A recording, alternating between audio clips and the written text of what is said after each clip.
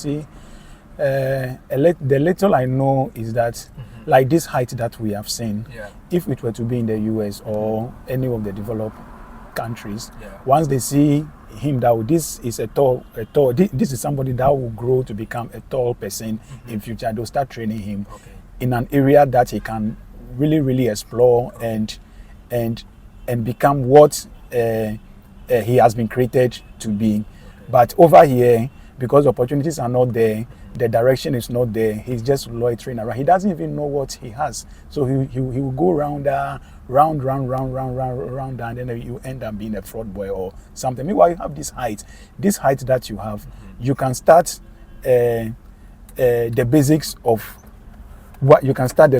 of basketball, know the basics, so that tomorrow when God opens the door for you and you get to the US, you already know the basics. You will just go into it. You just go into a basketball team and you start life from there. But look at how he's walking about. And this country, as I said earlier, this country, we are wasting a lot of talent, and our leaders cannot see the talent and harvest them and nurture them to become what they have to be. Look at typical example is the McBone, the boxer. The boxer. Yeah. I mean, the boxer that started making names in the US. When he was here, the story I read was that when he was here, he was a liberal, a concrete liberal. But when he got to the US, gave him the opportunity. US, as we say, US is a place of opportunity, a land of opportunity, dreams. So when he got to the US, he was able to realize that dream. I'm sure that when he was even in Ghana here, he never knew he could become a boxer. But when he got there and the environment, he saw the environment, he explored the environment, he saw that this is what is meant for me. And when I get to this area, I can explore it well and become a good boxer. Yes. When we were growing, I grew up with a lot of guys. Yes, some of them were football. Some of them could play football very well. And I could see them very good in different skills and different areas. But 10 years, 7 years, 12 years, 20 years down the line, now when I meet them, I ask myself, is it this person who was doing well when we were growing up, who could play the school team when he's in the school team? Some of us, we don't get selection because he is playing. But this guy didn't get anybody to give him the right foot in the right direction. He has ended up, messing up big time. So I have seen things like that. Okay. But now let's come to your personal life encounters. You grew up in a Christian home. Yes, I grew up in a Christian home. But you said you were on the street. Yes. What were some of the encounters you had on the street that were shocking?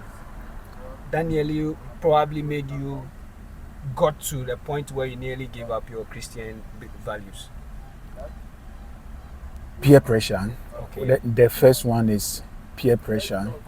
And I remember, because of how I grew up and the values that I held on to, there were, when I was a student at the college, there were times that my friends perceived me, excuse my language, to be a Jehovah Witness or SDA, because I was so strict when it comes to certain values.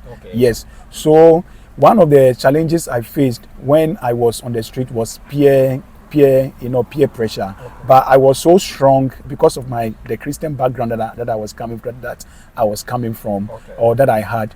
I was so strong, and I said no to certain things. And I always kept my Bible with me. I always make sure that I read the Bible and I practice what the Bible instructed us to practice. And I was always reading Proverbs and Psalms. These Proverbs, Psalms, then later I added Ecclesiastes to it. I came into contact with people who smoked. I came into contact with people who womanized. I came into contact with people who drank.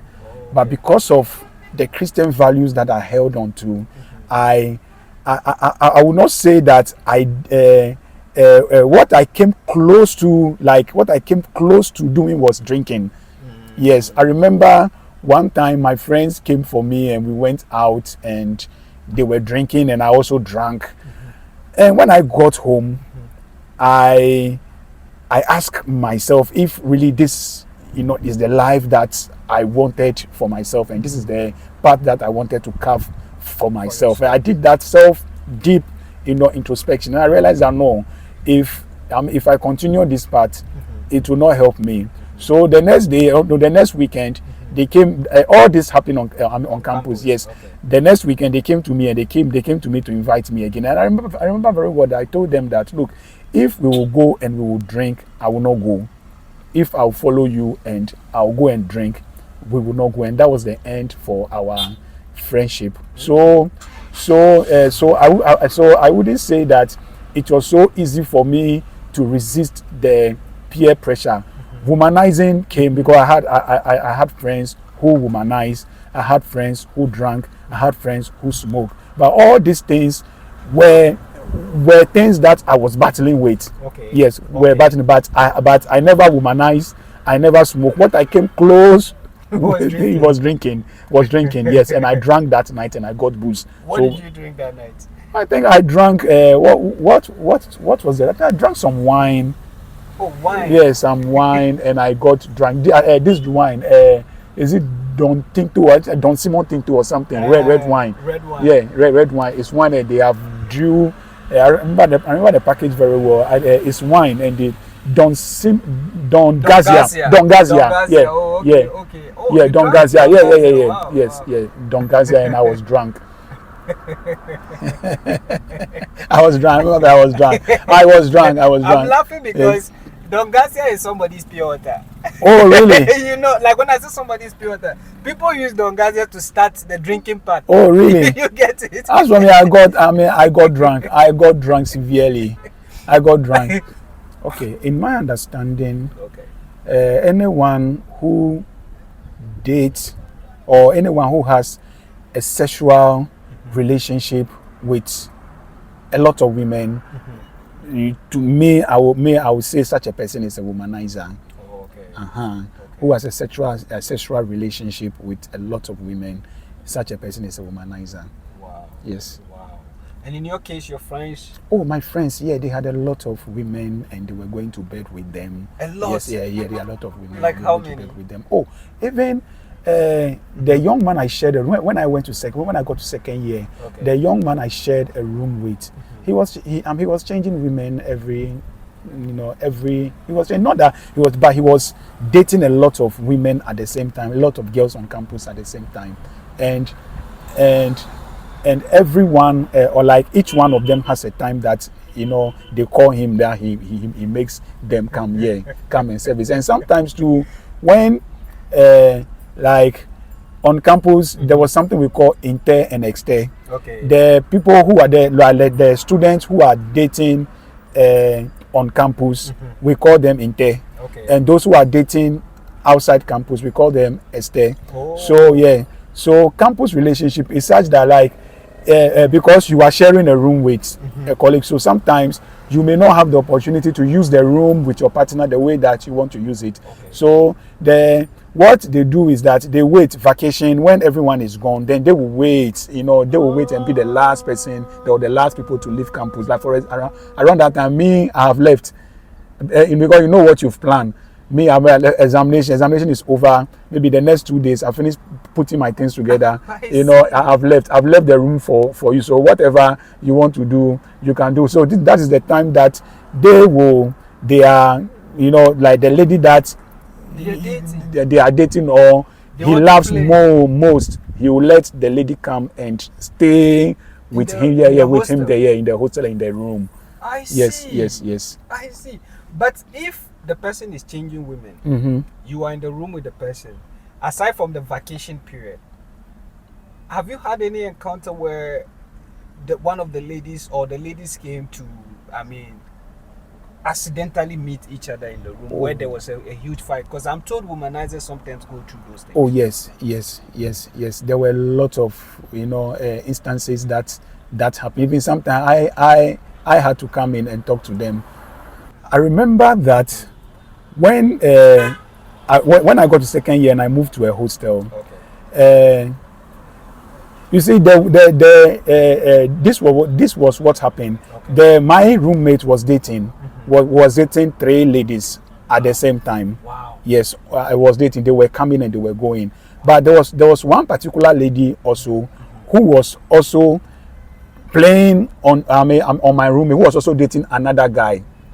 Your roommate was a player. Yeah, was a player. He was dating a girl who was also a player. Who was also a player. I like this. Yes, who was also a player. So that afternoon they met. Okay. I excused them. I went to the TV room.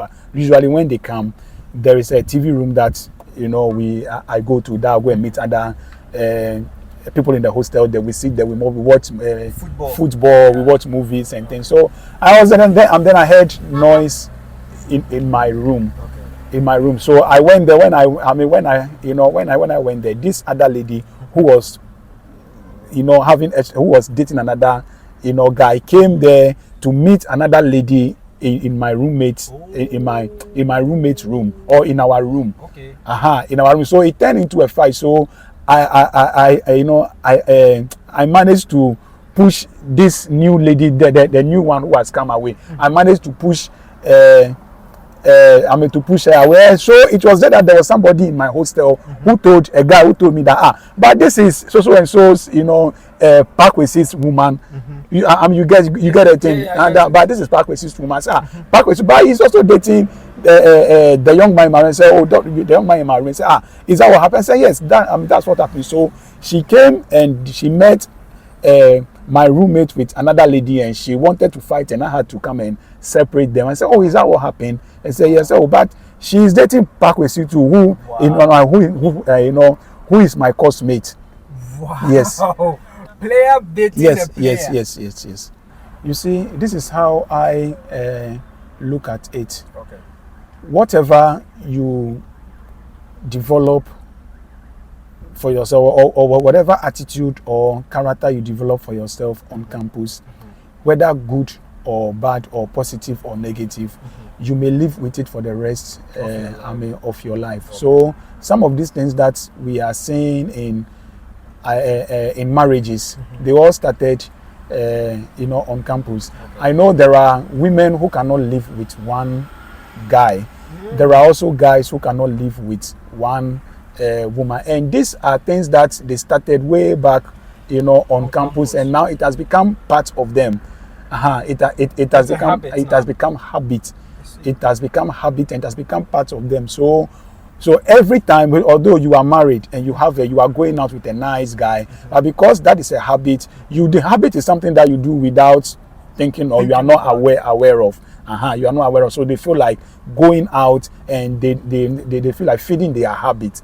That is how can we have all these problems in our marriages. Would you say most of these things, to you being a Christian, let's take it from the spiritual perspective, would you say it has a spiritual stuff attached to it?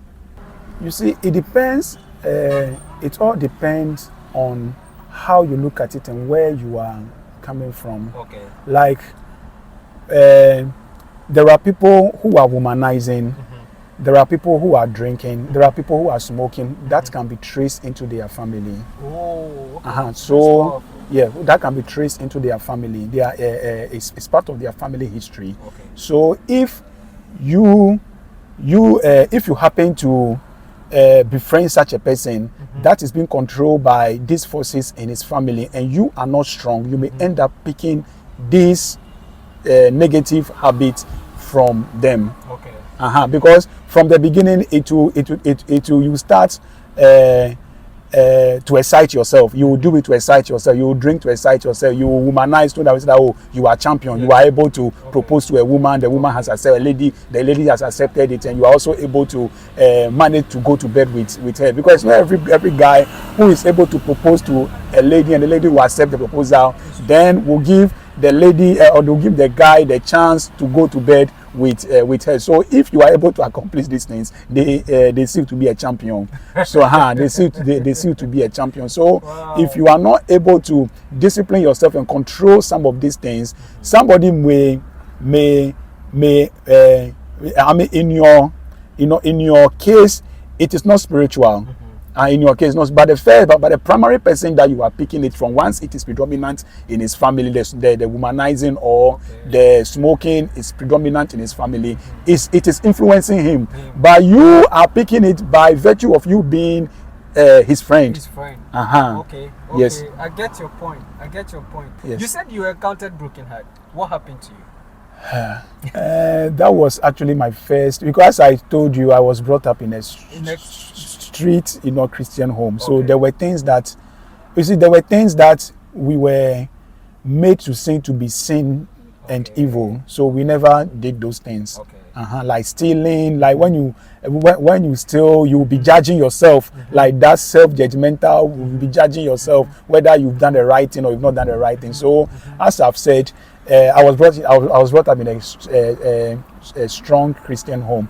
I remember I got to college before I even broke my virginity. Yes, I got to university before I broke my virginity. At what age? I was like 25 or 24. Yes, before I broke my virginity. So guys, let me tell you guys something. I mean, he was 25 before he broke his virginity. Those who are bold, put it in the comment section. Let's know the year you broke your virginity. He was 25. I mean, I'm the host of the show. I don't want to put my age out there. I don't want people to say, wow. 25 years. Yeah, before I broke my virginity. At that time, some people were running marathon. Yeah, with one lady on campus. And please walk us through that. That wasn't, and you see, I don't know whether I have to go into that. We never dated, but I remember that she has been admiring me, and one of the things that she once told me that anytime that she saw me in jeans, I wore jeans, she feels sexy. That's what she told me on campus. So I was naive about those things. Yes. So one mid-afternoon, around 3-4 there, but we finished examination, and she followed me from campus to my hostel, and that was where it happened. But let me go back to the broken heart issue.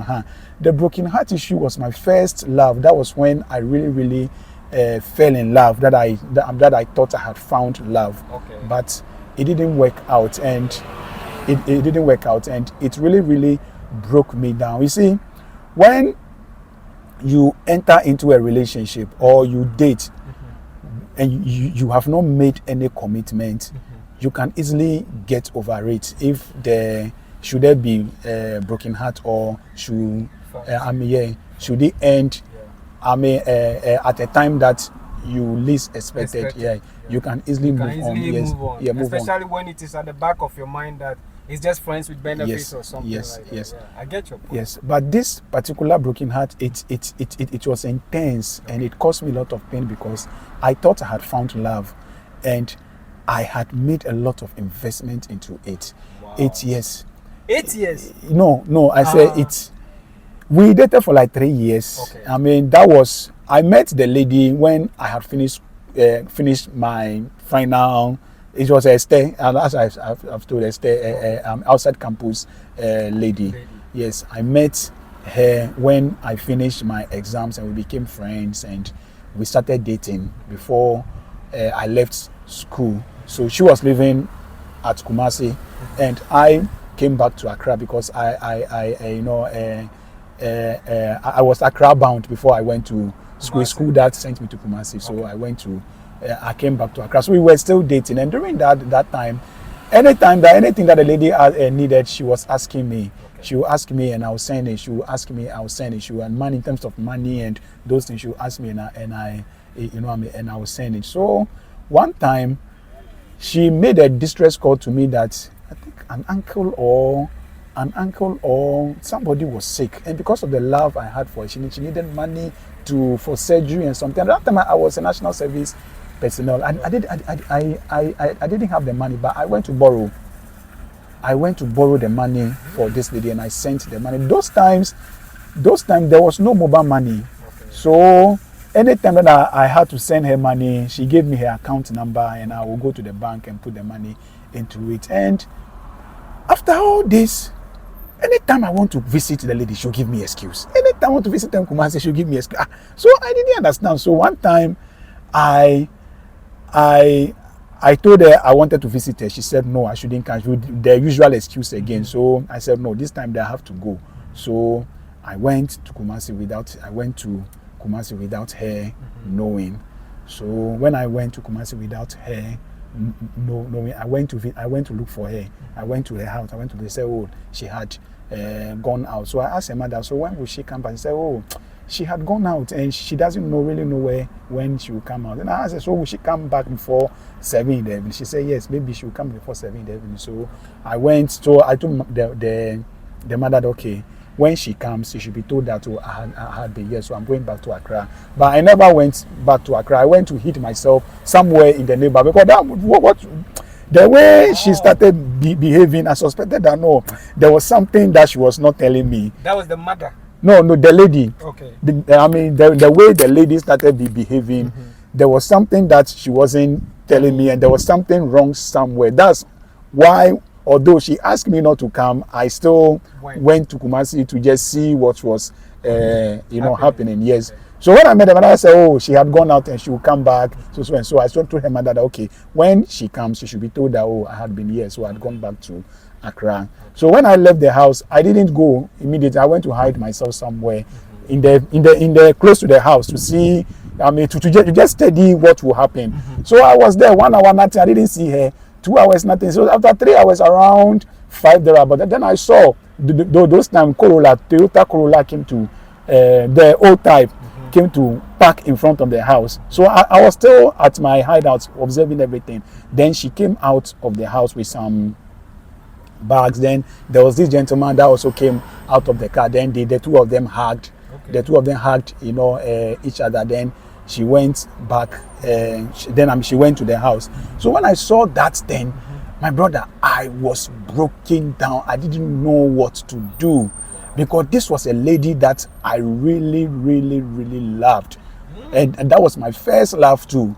I really, really loved this lady, and that I had never experienced broken heart before. That was the first time that, yes, I had never experienced broken heart, and I had never loved like the way I loved this particular. Wow. Yes. Why yes. she broke your virginity? No, the person that broke my virginity, that one there we didn't do anything. Yeah, that one there we didn't do anything.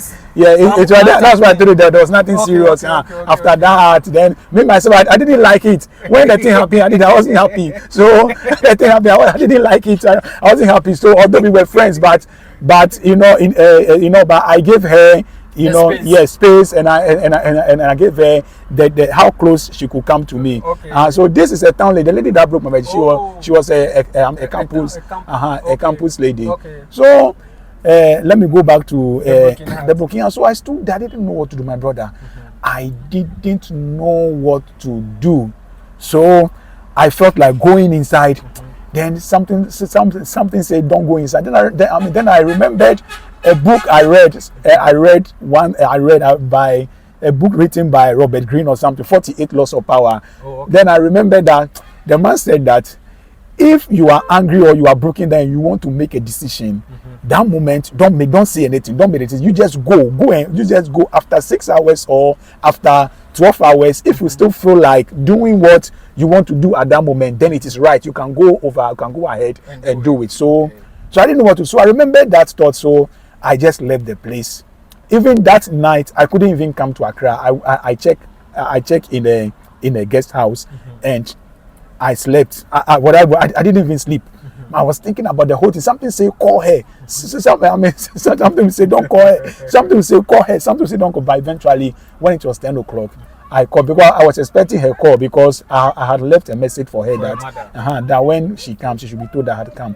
10 o'clock, by 10, she hadn't called, so 10 o'clock, I called her. So when I called her, that, he was in your house. I said, oh, yes, I was told. My mother told me when I came back, one of my uncles was not feeling well. So when we brought him in, I was worried, and everybody was busy. So even now, as we are talking to you, I'm still waiting to give him his last medication. I said, oh, okay, all right. And then I said, oh, okay, all right. Is that what happened? He said, okay. So the call ended. That's why I slept. So the next day, I was having this thought that I should go to the house and tell her everything. I should go to the house and tell her everything. Something said go, something said don't go. So eventually, I came back to Accra. When I came back to Accra, she called me. We spoke. She called me. We were talking. Every time that she called, we would talk. And I never told her anything that I have seen the card that she was playing. So one time she asked me something again, and I told her that no, I don't want her to take me for a fool again. Because what about that guy that I said, does he know any? That time I picked the car number and I picked the car. The car was a blue black Toyota Corolla. So I asked, hey, does he know any car with this car line? Does he know any car with this car number? She said, why do I want to buy her a car? I said, no, I don't. I don't want to buy you a car, but I want to find out if you know this particular car and this particular number. I said, yes, I know the car. I said, but do you know this tall, dark guy? He said, what am I driving into? What do I want to say? I said, but what am I driving into? Whatever I want to say, I should go ahead, and say it. And I said, oh, last time when I came to look for you, that your mother said you had gone out. When I told your mother that I was going to Accra, I didn't go to Accra. I stayed in the neighborhood and I observed everything that happened. This car came to drop you. This car came to you. You got up. You hugged the guy. Those times we never had camera phone like the way we have now to take pictures for evidence. This issue is around 2006, 2007 thereabout. We never had some of these things. Social media wasn't that huge like that. No. It was just Facebook yes. So I narrated everything to her, and I told her that that is over. Wow. Yes, that is over. But we are still I still have her number on my phone. Yeah, it was difficult. At the point, see, those times you can imagine the phones that we were using. The memory was small and could save a lot of numbers. So we write numbers in our diary. So one time I was going to my diary and I chanced upon her number. So I put it on my phone. I put it on my phone and I chat her once on WhatsApp. She didn't even know who she was chatting with. Now, I think now she's married. She should be married with about 6 children or so. Six children? Yeah. Last time we spoke, she was married with African man. with 6 children. And I'm also happily married and I'm doing very well. Yeah, I could see the ring on your I'm happily married. Children. Oh, I have 3 children. And I'm married for 12 years now. My God. Yeah. I married young because of because of not a broken heart per se, but because of how I was brought. Because I perceive certain things to be sin. You see, also because of that, I had to. The rest were enjoying and you were hiding. Yeah, so this year, next month, next month will be my 12 years. How is marriage? Marriage has its own challenges, and let me touch a brief on that. Before we see, I think our counselors don't do as good. Yes. Our counselors, I think they can do better. Because look, the things that I was taught or I was counseled about, how I was taught to handle challenges and situations, not even one of them that I am practicing. Yes, because married, when challenges come, those things that you are taught, you throw them away. Oh yes. Those things that you are taught when challenges come, that like conflict resolution and those things that you are taught, you throw them away. It is how you understand each other. How you understand each other. Okay. How you know your partner. How she also know me. That is what is going to help you to solve some of these problems. But when you go for marriage counseling, they generalize everything. They paint marriage to be a good place, a place made of bed of roses, that people don't suffer, that you enjoy. So we go into it with this mindset, without expecting any challenge, without expecting any difficulty. So when you get into it and you start facing some of these difficulties, that is when you start telling yourself that I'm married to a wrong person. She will also start telling herself that she has married to a wrong person. But if you are made known that, it's a place that the two of you are going to work out your differences together. No matter what happened, learn to forgive. No matter what happened, learn to understand each other's weakness. No matter what happened, the two of you should work. The two of you should work to make the marriage better. The two of you will adhere to some of these things. like conflict resolution, like some we are human beings. You have misunderstanding. Every marriage is unique, and every marriage has problems. There is no marriage on this earth that does not have problems. So forget about what they show out there. There are people who get out and they hold their hands together as if everything is all right. Even that very morning they will be argued and over little things, and they get out and they don't let what you see outside blindfold you or make you to make fool of yourself and compare that. If you look at those couple, look at how they laugh each other. They don't love each other. Go to their homes and go and go and see the challenges that they go through. Yes, go to their homes. So in our case, anytime I me like this, I think I am a strong choleric.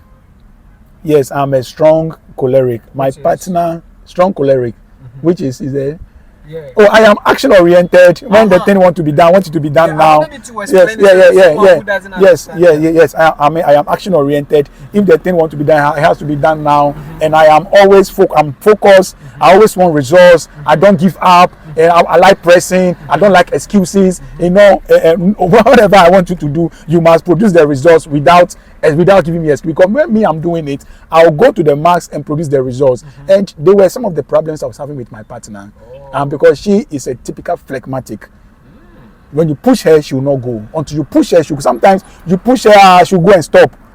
Where the force can take her, she'll go and stop there until you go and push her again. So initially, these were the problems the challenges I was having, with my with my partner. So one time I sat down and I said, this person, I think she's not like me. She's not like, because sometimes you can sit down, you inspire her, you motivate her. The moment she leaves your presence, everything is gone. You have to go and do that. That's why I said, okay, for me to let the peace reign, for me to stop those unnecessary arguments and those things, some of the things that I've been asking her to do, why don't I do them myself? So that the things that what she wants to do herself, let her do them herself. Okay. So I did offload the demand that I placed on her. Okay. So some of the things, so now I do most of the things myself. When you come to my house, she wash, but not all the time. No, I know she has been doing most of the washing, but sometimes I do the washing. Okay. There are some clothes that I know when she wash, she will not wash them for me well. Those ones I separate them and I wash them myself. Wow. Because if I should give you this clothes and you wash them and you don't wash them well, then there will be misunderstanding. Okay. We don't misunderstanding at home. And confusing at home. So those things that I know when I give it to her, I'm not saying that she doesn't know how to wash or she doesn't know how to do things, but we are brought up differently. And we all have particular ways that we want things to be done for us. So if she cannot do it in a particular way that I will have, that I want it done, then I'd rather do it myself so that I'll save the peace. The peace at home. Wow. What of things like cooking also? Cooking she does. She does. Cooking is one of the things that cause a lot of problems in marriage. She does good cooking. She does good, good cooking. But there are certain meals that if I want her to prepare, I have to go and help her. As for she likes cooking, there are certain meals because it is. I didn't marry my tribe. Oh. I crossed tribe. I'm married from a different tribe. Which tribe are you? Me, I'm an Ewe. And which tribe did you marry? She's a gang. Oh, okay. She's a gang. So when it comes to Ewokle and Abobitadi and those things, like she can do it, but she will not give me the flair those things. So I mean those things I have to get to the kitchen and assist her. Okay. So that the measurement of everything will be the way you want it. The way I want it. But you sometimes also help her to prepare her dish, the dish from her side. No, let me confess, this one I don't help her. I like the way you politely say let me confess. You don't want to lie on camera. Yes. I like that. I like your honesty. Yes, I like your honesty. I don't help her. But there are basic little things I help her, to do. But then would you say most of the doing dating, because relationship is supposed to allow the two of you know each other before you go into marriage. Do you say doing dating these days we cover up a lot of the things that we are supposed to let our partners know? Yes, a lot of cover up. A lot. Yes, a lot of cover up. Yes, you know, I mean, that is why people say that my partner has changed in marriage. After they have married, they'll say that my partner has changed. She wasn't like that when I married, you know, her. He wasn't like that when we got married. It can all be traced to cover up, because you see, when a relationship is in its preliminary, you know, stages, we all want to please each other. We all want to please each other, but we should be careful about how we present ourselves to each other, because how you present yourself to be bought, you are going to be accepted like that for the rest of your life. If you are presenting yourself to be a good package, the package that you present yourself in, that is what your husband has seen and has bought. Okay. The package that you are presented yourself in, that's what your wife has seen and has bought. So we shouldn't pretend. If you are black, let your partner know that you are black, so that he or she will know what he is going in for, so that he can weigh the options, the strength and the weakness. Can I be able to live with this for the rest of my life? Yes, or will I not be able to live? So if all these things, and when you show your partner your strength and your weakness, he can consider all this and make an informed decision. So as for cover up, there are a lot. There are a lot. You see, there